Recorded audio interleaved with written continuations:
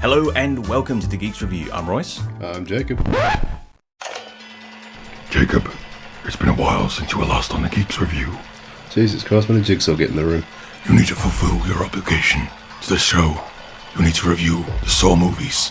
You have 25 minutes. Otherwise, you will die. I'll be honest with you, Royce, I'm actually quite comfortable with death at this point. I welcome it. Oh, this got a lot darker than I expected.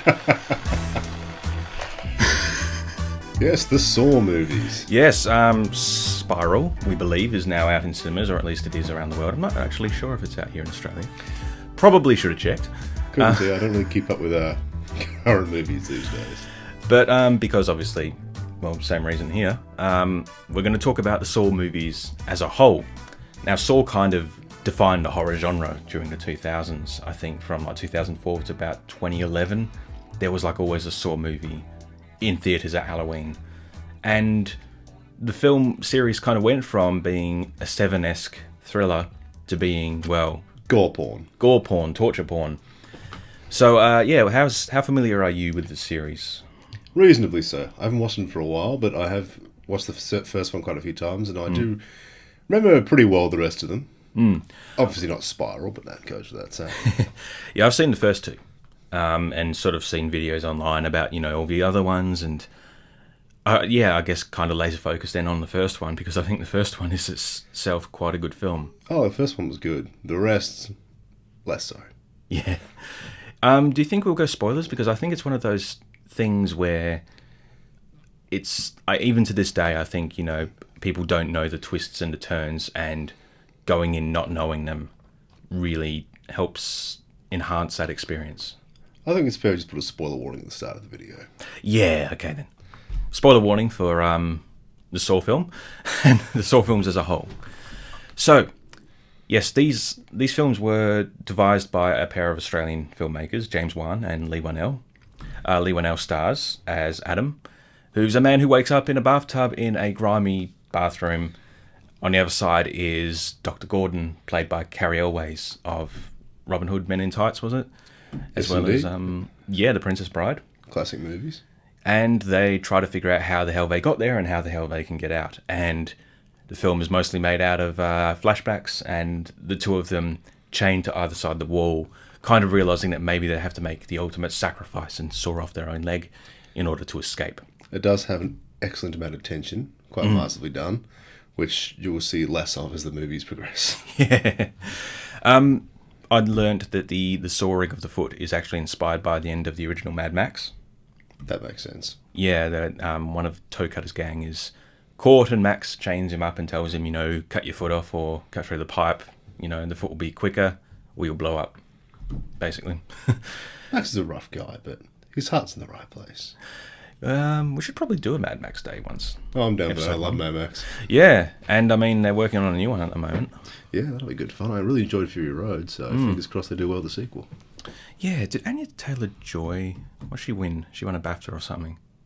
We talked about her before, because now she's Furiosa with the wide eyes. Right, yeah. Yeah. Anyway, Saw. Saw, we need to talk about Saw. So, the first film is quite low-key in comparison to the others, in regards to like gore and violence and blood and guts. It's much more psychological than anything else.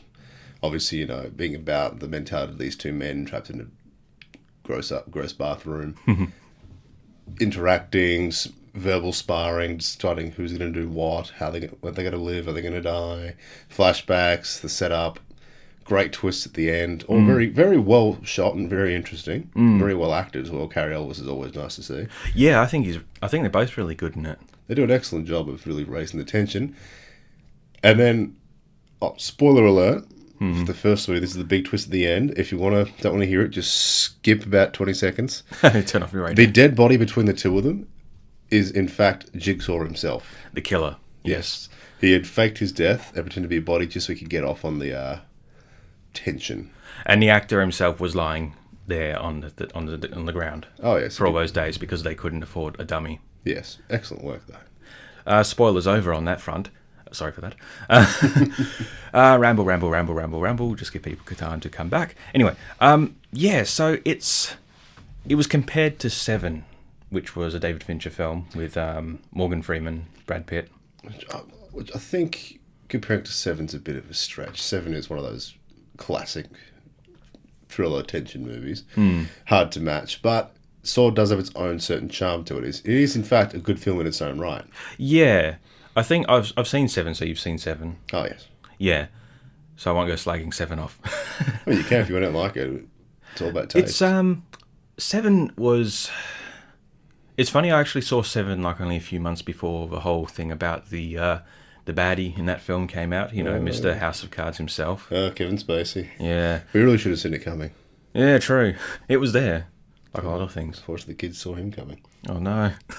Cut that from the video episode. I said radio edit. Oh, sorry. Cut that from the episode. This is the YouTube version. This is the red label. Yeah, Seven is very grimy, but I wouldn't so much say, apart from, I guess, the twists and sort of the grimy atmosphere, they're really comparable. They are very much their own thing. Very different movies. In the end, they're very different type of thriller, very different type of tension. Yeah, and I mean, with Seven, you actually go outside. Yeah, you see some sunlight. Yeah. Morgan Freeman's there. It's brilliant. Yeah, and I mean... Brad Pitt's eating again. He eats a lot, doesn't he? He eats in every goddamn movie. I think he has an oral fixation. Or he's just hungry, which, that's fair. We all get hungry. Yeah, I don't think I did see the similarities. I guess, Saw and its aesthetic just stood out to me as being its own thing, and Seven... Suppose the comparison comes down to being two movies, well shot, that were designed to be built off the tension and off the ending twist. Yeah. But you say that, and you could also then chuck in the Prestige as a comparison. Yeah, you could in a way. Or such movies like that, where the big twist at the end is what makes you go, oh, blimey, that makes the movie a whole new situation. Yeah. Because, I mean, a lot of people have sort of discussed the rise of the torture porn, gore porn genre. And, I mean, we had slashers, going far back as Psycho. Oh, yeah, slashers have been old as horror cinema itself. And, of course, that sort of rose to prominence. I mean, Black Christmas, Halloween, and, of course, Texas Chainsaw Massacre, Friday the 13th, Nightmare on Elm Street. And then you get to the 90s and it's kind of dying off a bit. You go and get Scream, which basically pokes fun at the genre. Yeah. It's very sort of polished and very sanitized and clean. Still a fun movie, though. I do love deconstruction movies. I do love Scream as well. I think I've discussed it a few times on the show myself, and even Halloween H20, which took inspiration from Scream. Yeah. Halloween H20 was a mixed bag. Go on about that. I'm always happy to see... Oh, help me. My memory is so terrible for names. The Scream Queen herself. Jamie Lee Curtis. Thank you. It was always nice to see Jamie Lee Curtis come back, because she's always wonderful to see in movies, especially when it's a horror movie. LL Cool J was an interesting addition. Round voluptuous melons. My what? My hat is like a shark's fin. Sorry, different movie. It had some excellent moments. And like I said, happy to see Jamie Lee Curtis again. Always happy to see her, including her mother as well as a cameo in the last acting role together. Wow, yeah. But it was also very clunky in places. It didn't feel as much of a Halloween movie. Friday, yeah. I don't know. Like the first film of Halloween is very much like tension, even though the action doesn't really pick up until the end. You get sprinkles of violence throughout with Michael. Not to mention, John Carpenter's absolute masterful for making technique of always having Michael in the peripherals of scenes. Yeah. So you're looking at things like, oh, goodness gracious. With this, it's very much like, oh, Michael's just going to stand at the window in the centre of the frame and like look at LL Cool J for a bit. And then appear, and then stab, and then disappear, and there's no explanation for it.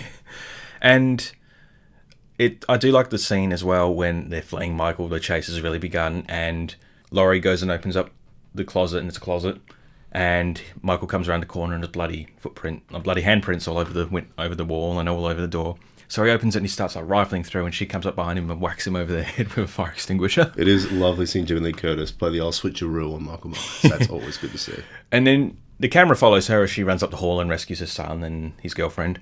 And in the background, Michael's just crumpled in a heap, and then he just sits up and pushes himself back and like looks at her. It's like, you did what? But there's really nothing going to match the scene in the first one where he impales... Was it Bob? Was it James Gunn? No, that was a different one. No. There was a scene where he impales a dude to a wall with a knife, and he just kind of stands there and admires his own handiwork. And it's just so eerie, just the little tilt of the head he does. Yeah. Just really sets up the fact that this guy is he's mental. He just likes to kill. He does. And of course that kind of went on to inspire, I mean the original did, every other slasher film that came along. There's so many. Oh, God, yeah. But of course the one that stands out is Friday the 13th, which we've also just talked about on the show Fantastic series. It is an interesting one because it really survives off the back of the legacy, I feel, of Jason and the few survivors that people really care about. Like, I guess, was it Tommy, played by Corey Feldman? Yep. And Chris from Part 3 and Annie from Part 2, who kind of gives a psychological perspective on Jason. And I do feel like it doesn't get enough credit. The first one does not get the credit it deserves because it basically showed that the big, scary killer was just an old lady.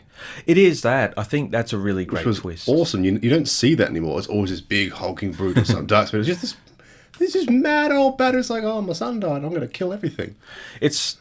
I have had quite long discussions with my girlfriend about like the psychology of Pamela and kind of thinking like just how terrible it was for her. Exactly. And with the remake, which we see later on, which we'll get to in a few minutes, we're sort of doing like a history overview. Yeah, this is basically, we say Saw, it's basically horror in general at this point. With the remake that they did back in like 2009, maybe 2007.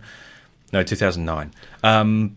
They do have Pamela Voorhees at the beginning, and they just kill her off in like the first minute. Which is the worst, because I still stand by my belief that Pamela Voorhees is one of the most memorable horror villains in any movie. I love her as a villain. Her twist of her being the villain is just so unexpected because you're not used to just a mum, just a sad mum who wants to kill these horny teenagers, and don't we all sometimes? Yeah, I think the problem with the original one is that it's a lot of like filler. It's sort of like a lot of viewing, I guess, the eventual victims in their, in their element, just getting along and interacting. I think you needed that because it makes when they die, you're actually like, oh, bloody hell, I've just seen these people being people. And I like that, but the acting is atrocious. The acting is just god-awful. Kevin Bacon. It's still Kevin Bacon. It's Kevin Bacon. It's great to see, but this was before he was actually an actor. Yeah. This is back when he was just Kevin. I guess that's a fair point because, like I was going to say, it's kind of like just watching home movies. Yeah. And that can sometimes be an arduous task if you're not like, oh, look at me having fun at the beach, and you're just like, right. I get you. But I do think kind of stilted acting and stuff like that does make for good horror. It does make them more real, like you said. And most horror movies these days, my issue is they don't have the charm that the old 80s horror movies had. Yeah, there's definitely something lacking. They don't embrace the camp anymore. No. You need to embrace camp in horror. It doesn't make it less scary. Yeah, it makes it more stilted and surreal and unrealistic, which kind of makes your brain go, this doesn't quite seem right. Yeah, I mean, also Nightmare on Elm Street, which is, I guess, one of the more critically praised ones. Also the campiest. Yeah. In a good way, personally. I love the camp. And the camp was kind of severely lacking with the remake there. It was very dour. Yeah, that's a word for it. I can't remember the original actor's name. The original... Robert Englund. Thank you. Yep. Fantastic guy. Such an iconic role. Yeah. I'm your boyfriend now, Nancy. He was absolutely iconic. I loved him. It was great. It was Freddy Krueger. And then you get to the remake 2010, Jackie Earle Haley, who I guess had sort of won hearts and minds as Rorschach. Among the general movie-going audience with Watchmen, even though Watchmen fans were kind of like, no! Yeah. He was like, why are you screaming when I haven't even cut you yet?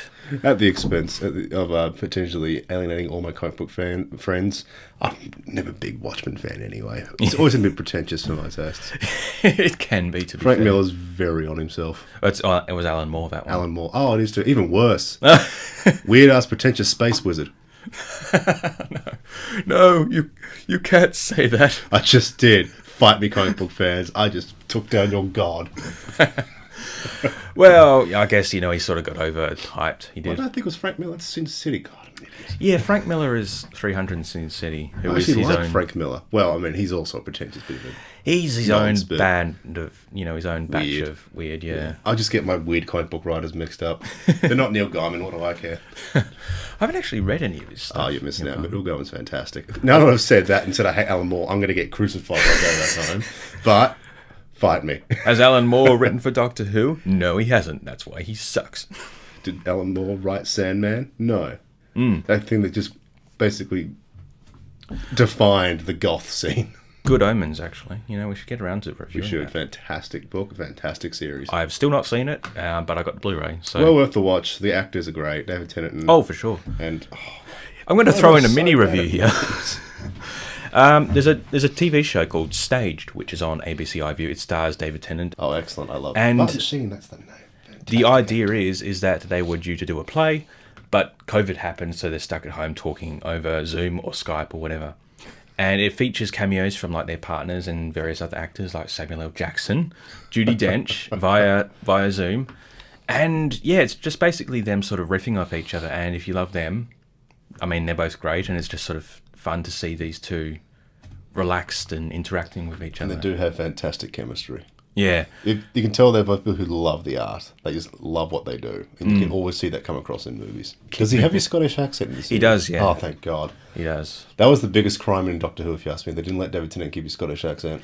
That was crazy the first time I heard David Tennant with his Scottish accent. It was like, turn on the subtitles, I can't understand. It's like you see James McAvoy in X-Men, and then you see him and be like, oh my God, you're aggressively Scottish. He is. Which He is. I love Scottish accents, so I had no complaints whatsoever. He's also a very yes. pretty man, so that helps as well. You should check out Line of Duty, which has Kelly MacDonald in the final series. The voice of Merida herself from Brave, doing a really great accent. Anyway, Saw, horror movies. Yes, horror, Saw. This is the problem when we get us together, we just go on tangents. Yeah, we just kind of riff.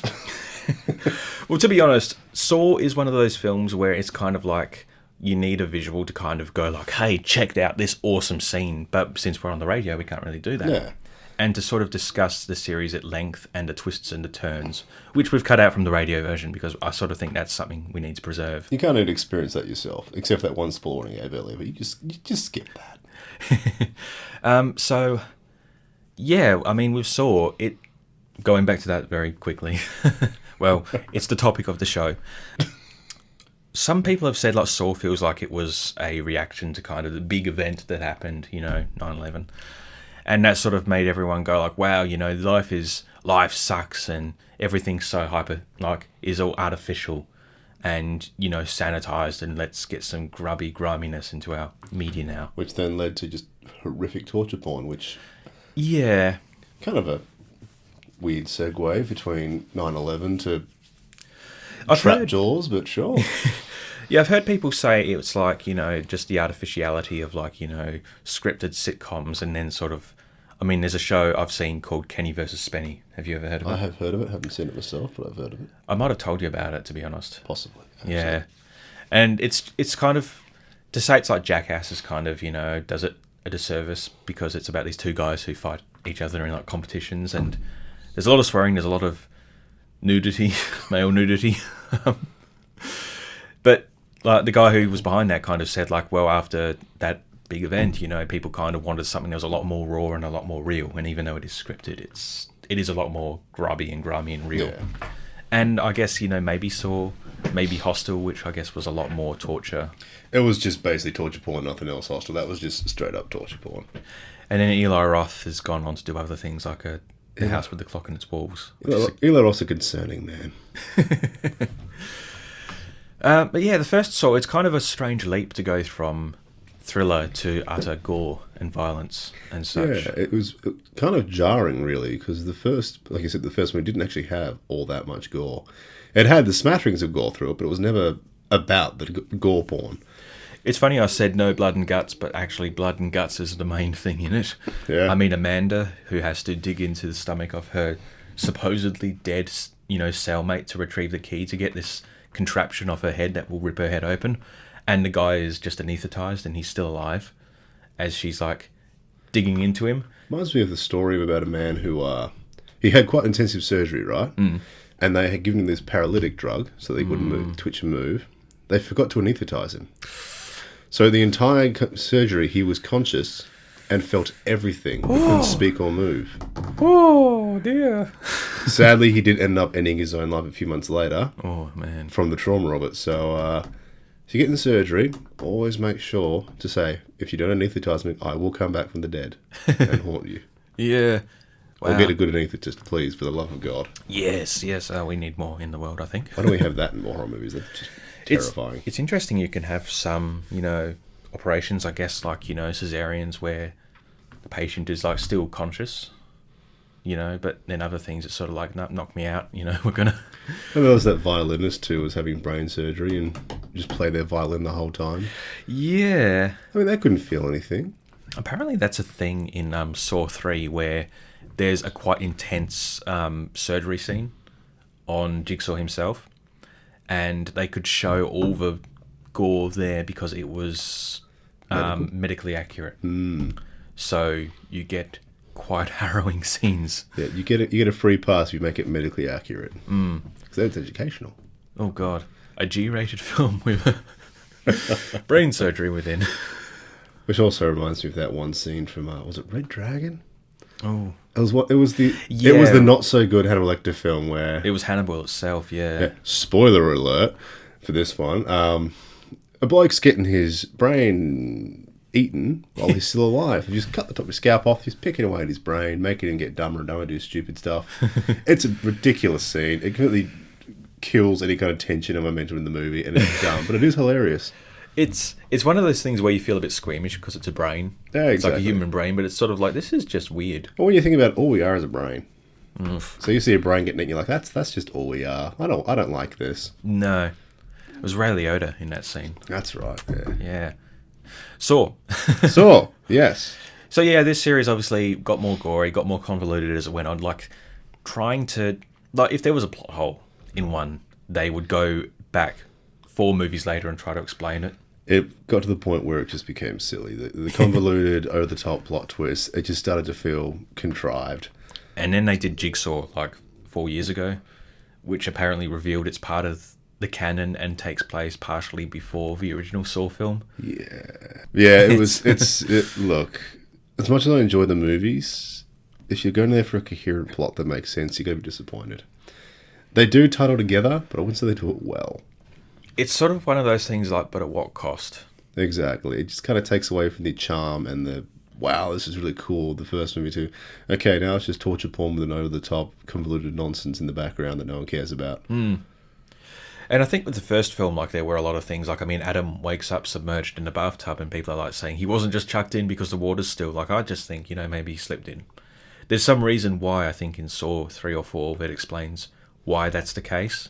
Maybe 3.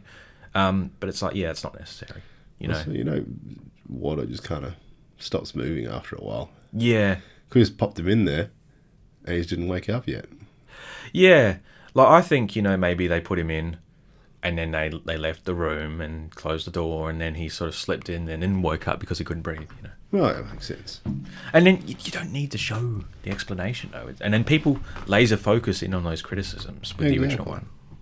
There's a lot of things about the Saw movies that, for as influential as they are, they do spawn a lot of weird controversy and debates. Yeah. And they just sort of died off, hey? Yeah, well, I guess it just became more of the same. It's like, new Saw movie, gore porn, stupid plot points. Characters I didn't care about anymore. Yeah.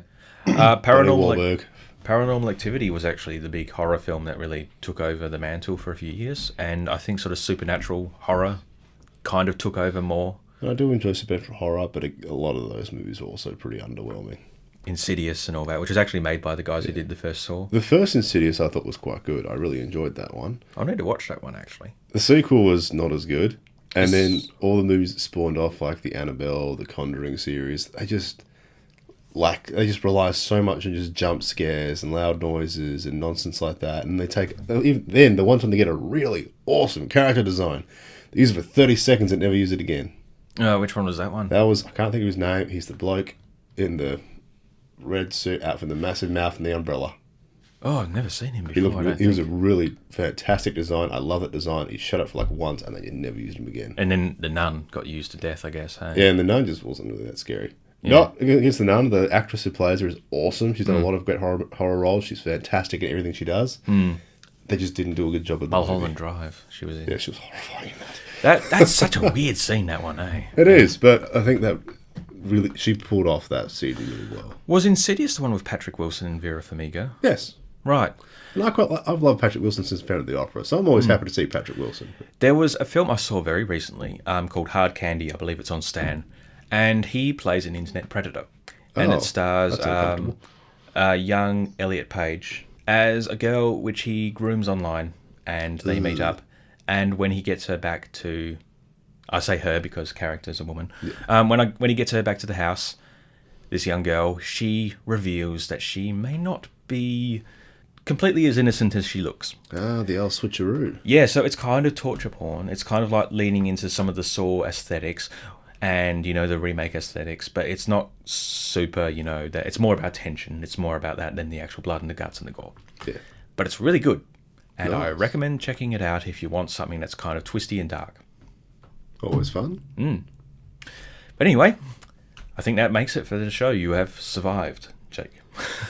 Damn it. One of these days. Why won't you just let me die, Royce? No. Game over. Anyway, that's been the Geeks Review. I'm Royce. I'm Jacob. We'll see you next time. Bye for now. I'll get you next time, Gadget. Next time. Sorry. His claw. It is very claw, actually. It is. I'll get you next time. Gadget. Bye.